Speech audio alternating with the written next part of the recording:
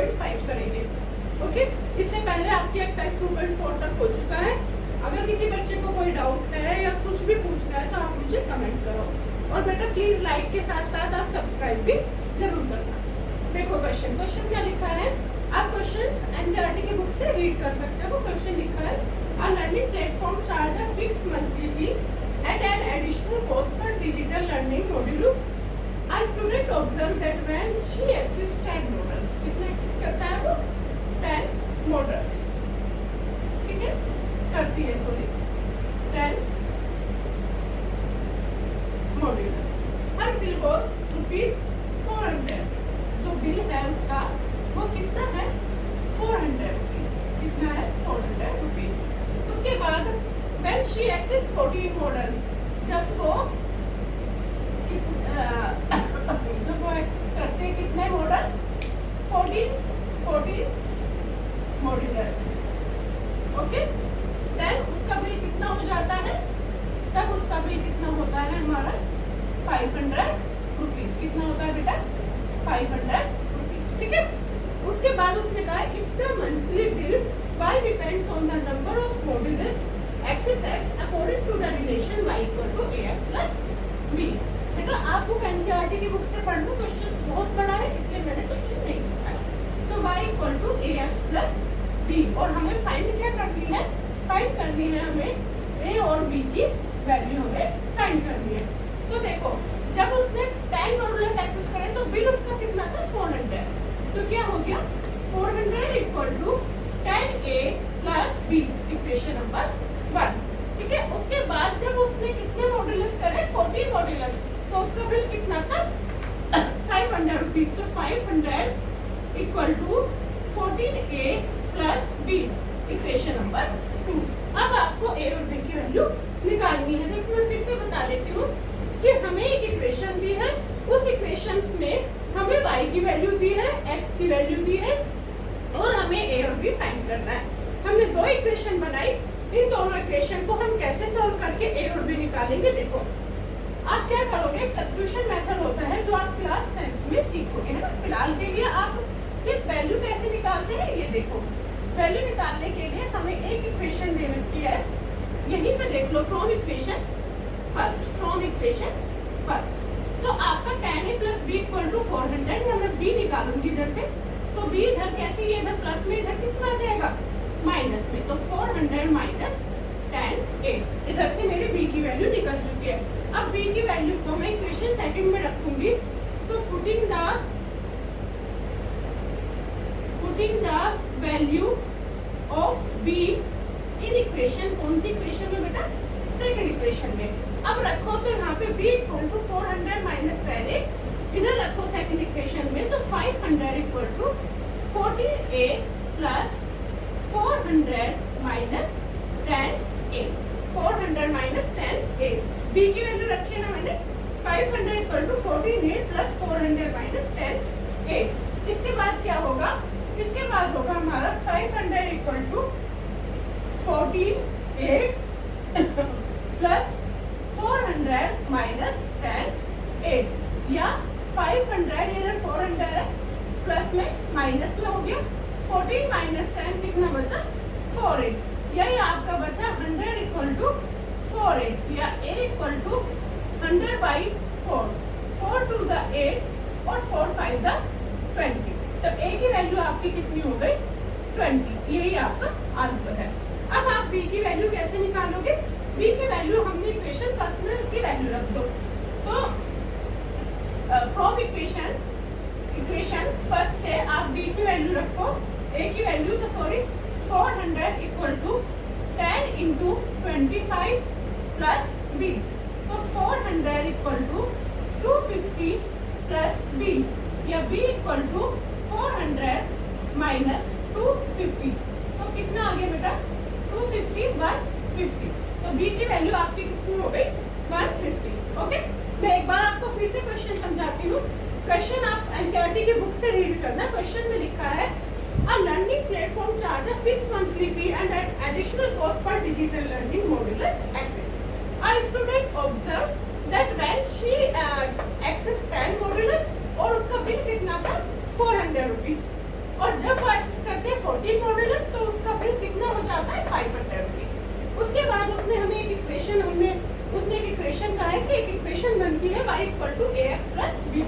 हमने उसमें y की वैल्यू पुट करी 400, tan यहाँ से tan a प्लस b, एक इक्वेशन बन गई।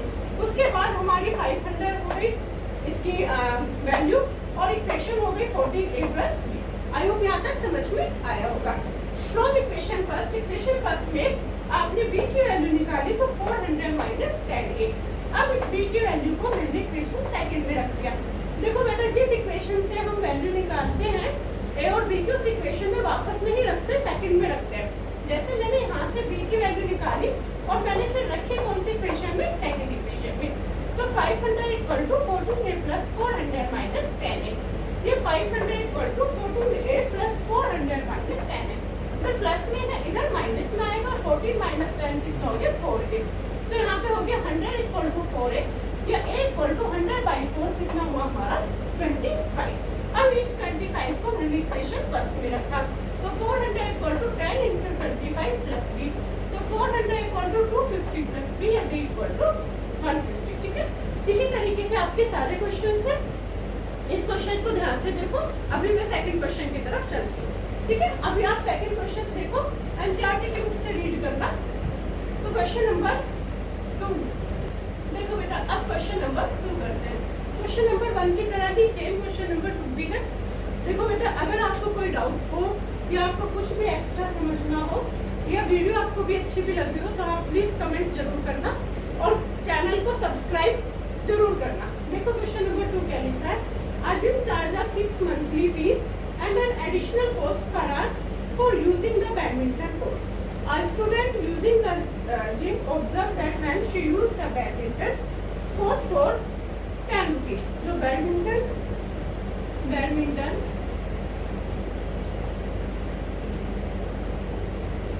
कोर्ट फॉर 10 rupees, कितना बेटा, sorry 10 hours। Okay, her bill was कितना था, उसका जो बिल है वो कितना है, हर बिल वॉज ₹800। उसके बाद क्या है, when she used it for 15 hours, जब वो यूज करती है उसको इट कितना 15 hours, तो उसका बिल कितना हो जाता है बेटा, उसका बिल हो जाता है आपका कितना 1100 rupees। ओके, फिर उसके बाद उसने बोला if the monthly bill y depends on the hour of the use of the badminton court x, तो अकॉर्डिंग टू द रिलेशन आपका वही दे रखा है जो क्वेश्चन कोड में था, फर्स्ट में था, y equal to ax plus b। ठीक है, देखो बेटा, क्वेश्चन को समझने का सबसे इजी तरीका क्या होता है कि आप क्वेश्चन नंबर 1 को ध्यान से समझो बेटा, और क्वेश्चन नंबर 1 जब आपका ध्यान से आपको समझ में आ जाएगा तो आप उसी के अकॉर्डिंग क्वेश्चन 2 करने की कोशिश करो। अगर क्वेश्चन 2 में तब भी कोई डाउट रहता है तब आप जाके लास्ट वीडियो फिर से देखो और फिर उसमें देखो कि तुम्हारी क्या मिस्टेक थी। ओके, अभी ये देखो मैं क्वेश्चन सारे इसलिए भी कराऊंगी क्योंकि a और b की वैल्यू हम कैसे फाइंड करते हैं ये आपका क्लियर हो जाएगा। Relation y equal to ax plus b। ठीक है, अब क्वेश्चन सोल्व करते रहो और क्वेश्चन सोल्व करने के साथ साथ प्लीज चैनल को सब्सक्राइब जरूर करो।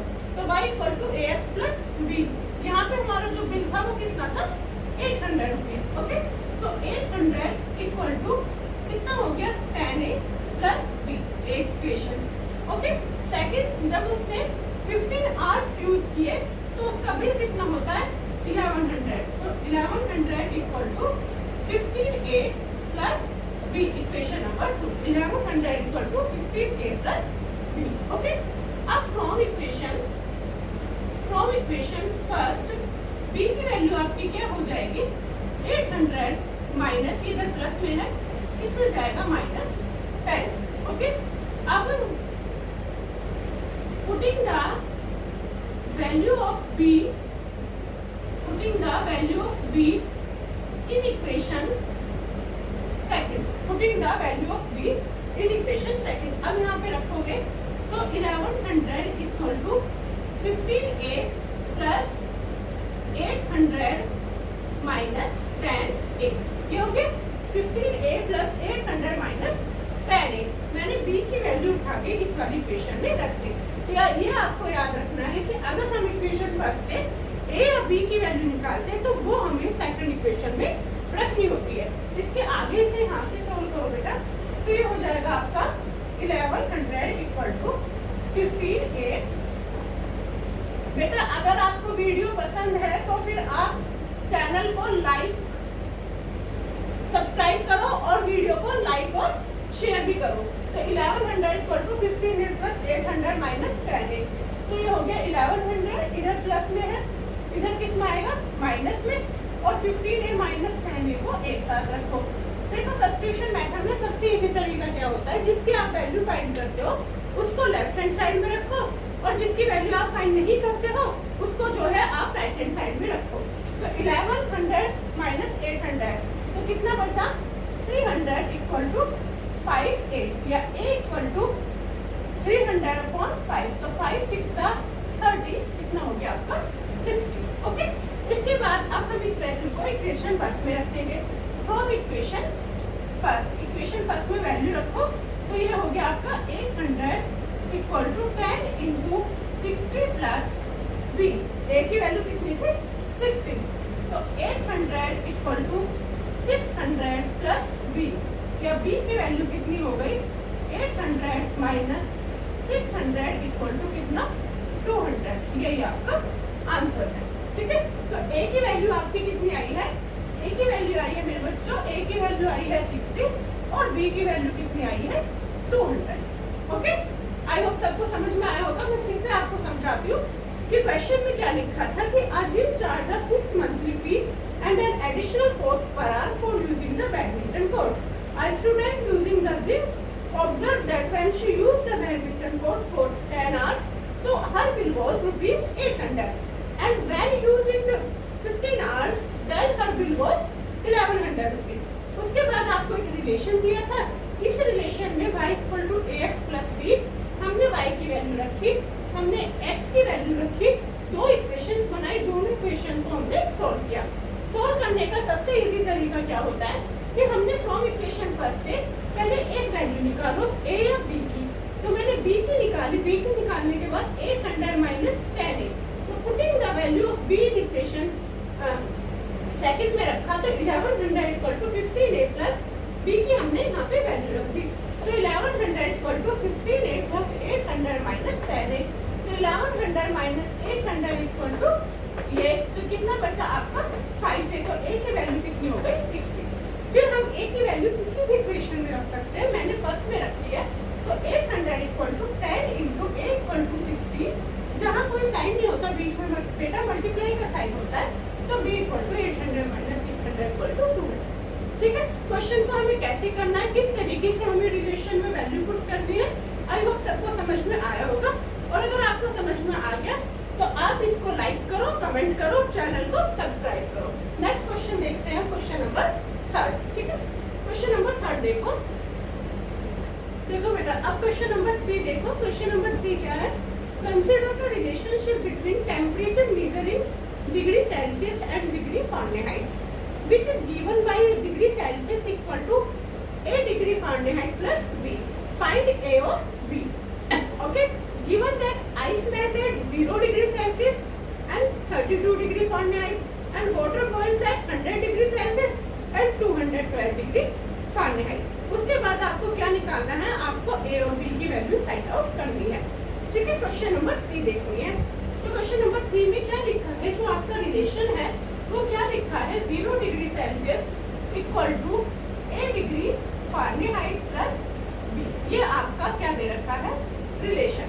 ओके, रिलेशन दे रखा है degree Celsius equal to a degree Fahrenheit plus b, और आपको a और b की वैल्यू भी फाइंड करनी है। ठीक है, इसमें लिखा है जब आइस मेल्ट होती है 0 डिग्री सेल्सियस पर, तो आपका फारेनहाइट हो जाता है 32a plus b, equation number 1। उसके बाद जब वाटर बॉइल्स होता है कितने डिग्री सेल्सियस पर, 100 डिग्री सेल्सियस पर, तो आपका फारेनहाइट हो जाता है 212a plus b, equation number 2। ठीक है, फिर से मैं बताती हूँ, जब आइस मेल्ट होती है 0 डिग्री सेल्सियस पर, तो टेम्परेचर 32 डिग्री फारेनहाइट टेम्परेचर आपका 212 फारेनहाइट प्लस इक्वेशन में मैंने वैल्यू पुट कर दी है। अब इक्वेशन को आप उसी तरीके से सोल्व करके ए और बी की वैल्यू निकालोगे और ए और बी की वैल्यू निकालने के साथ साथ चैनल को सब्सक्राइब भी करोगे। तो यहाँ पे फ्रॉम इक्वेशन फर्स्ट, ठीक है, आप फटाफट बताओ कि किस तरीके से हम वैल्यू निकालें और कैसे पुट करें। बताओ फटाफट कमेंट करो। तो बी की वैल्यू क्या हो गई, इधर प्लस में है, इधर किस में आएगा, माइनस में। तो कितना हो गया, b equal to 0 minus 32a, तो b की वैल्यू माइनस 32a। अब b की वैल्यू आप इक्वेशन सेकंड में रखो। तो putting the value of b,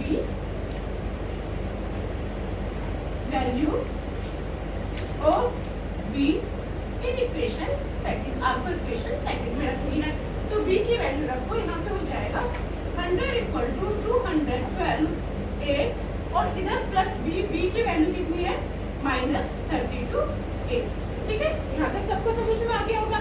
अब इसके बाद क्या करोगे, आप 100 इक्वल टू 212 में से 32 माइनस करो तो 2 2 0 11 3 कितना बचा 8 और इधर कितना बचा आपका 1। तो ये यहाँ पे आपका कितना हो गया 180। कितना हुआ बेटा 180। तो यहाँ पे हो गया आपका 188 या a की वैल्यू क्या हो गई 100 अपॉन 180। 0 से 0 कैंसिल, 2 5 द 10 और 2 9 द 18। तो a की वैल्यू आपकी कितनी हो गई 5/9। ठीक है, अब a की वैल्यू आपकी 5/9 है। इस वैल्यूज को आप इक्वेशन में रखो, इस इक्वेशन में रख लो, थर्ड इक्वेशन को मान लो। तो a की वैल्यू हम रखते हैं तो b equal to -32 into a upon 5/9। तो ये कितना हो जाएगा 5 2 द 10, 5 3 द 15 और 1 6 3 अपॉन 9। तो a की वैल्यू हो गई आपकी, a की वैल्यू 5/9 और b की वैल्यू आपकी कितनी हो गई -160/9। मैं एक बार फिर से समझाती हूँ। क्वेश्चन में लिखा है कि 0 degree Celsius equal to a degree Fahrenheit plus b। ये रिलेशन दिया है आपको, a और b की वैल्यू फाइंड करनी है। तो 0 डिग्री सेल्सियस पर जब टेम्परेचर 32a है तो 32a plus b equation number 1।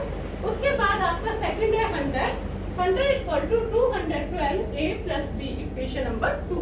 अब इक्वेशन फर्स्ट से हमने पहले क्या निकाली, b की वैल्यू निकाली। तो ये इधर प्लस में है, इधर किस में आएगा माइनस में। तो b की वैल्यू क्या हो गई -32a। अब b की वैल्यू को आप इक्वेशन सेकंड में रखो। इक्वेशन जब सेकंड में रखोगे तो 100 equal to 212a minus 32a। तो 100 इक्वल टू कितना हुआ आपका, इसको इससे माइनस करा तो 2 2 0 11 में से 3 आपने माइनस किया तो 8 सॉरी हाँ 11 में से ये 3 माइनस करा, इधर आपका 8 बचा और यहाँ पे 1 तो 188। तो a equal to 100 upon 180, 2 5 the 10, 2 9 the 18। अब इस a की वैल्यू को आपको इक्वेशन इसी में पुट करोगे। तो b equal to -32 into 5 upon 9। तो 32 इंटू 5 = 60 अपॉन 9। तो a इक्वल टू दिस और b इक्वल टू दिस। ठीक है, आपकी ये एक्सरसाइज कंप्लीट हो चुकी है। अगर बच्चों समझ में आया हो तो आप लाइक करो और चैनल को जरूर सब्सक्राइब करना। ठीक है।